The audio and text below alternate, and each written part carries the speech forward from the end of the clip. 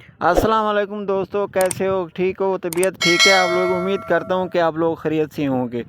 दोस्तों, मैं फिर हाज़िर हूँ आप लोगों की खिदमत में एक नई वीडियो के साथ। आज ईद का दिन है, ईद उल फितर का दिन है, तो हम लोग सब इकट्ठे हो गए हैं। जो हमारी पठान बिरादरी है, मैं बताते खुद पठान हूँ, मेरे सुलेमान खैल कबीले से मेरा ताल्लुक़ है। तो इस वक्त हम ना सुबह का जो वक़्त है, सुबह ईद वाले दिन सुबह का जो ना हमारा इंतज़ाम है ना, सुबह के बाद जो हम नाश्ता करते हैं ना, ये आप लोगों के सामने मैं आपको दिखा रहा हूँ।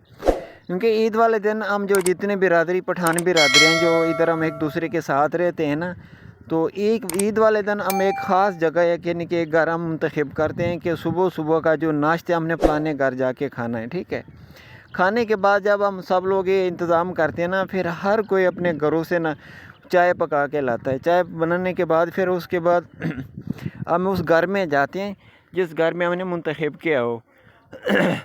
अच्छा, उसके बाद फिर जो हम लोग हैं ना, फिर वो खाना वगैरह नाश्ता लेते हैं, बिस्कुट लेके आते हैं। उसके बाद मिठाइयाँ होती है, सूजी होती है। उसके बाद जो दूसरा ये यानी कि मुख्तलिफ़ खाने पीने की अशिया होती हैं। तो हम सब जो इकट्ठे होकर एक घर में हम लोग ये खाते हैं। ये फिर हमारे यानी कि सुबह सुबह के नाश्ते का इंतज़ाम है, जो हम सुबह सुबह ईद वाले दिन सुबह सुबह हम लोग करते हैं। अच्छा, उसके बाद जब हम ये करते हैं, फिर एक दूसरे को हम ईद की मुबारकी देते हैं। फिर हम सब लोगों के घर जाते हैं, जो हमारे रिश्तेदार हैं।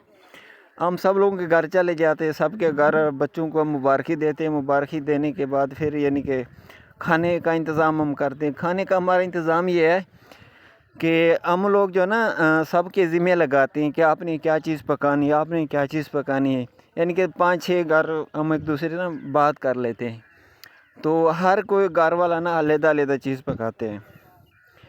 अच्छा, वो चीज़ पकाने के बाद फिर तकरीबन घंटा डेढ़ हम एक रेस्ट करते, इधर उधर घूमते फिरते। 11 बजे के बाद फिर हम जो ना ये जो खाने का इंतज़ाम हम शुरू करते हैं। फिर एक एक घर जाते हैं, एक एक घर जाते हैं, वहाँ नाश्ता खाते हैं और रोटी खाते हैं। यानी कि जो दोपहर का जो निज़ाम होता है, हम 7 घर हैं, 7 घरों के पास हमने चक्कर लगाना होता है, एक एक घर में जाना होता है। क्योंकि ईद की खुशियाँ इसमें है, सब के साथ मिलजुल कर खाना खाना। वैसे तो हम लोग जो ना एक दूसरे से काफ़ी यानी कि दूर रहते हैं, अपने हर कोई अपने कामों में मसरूफ़ होता है।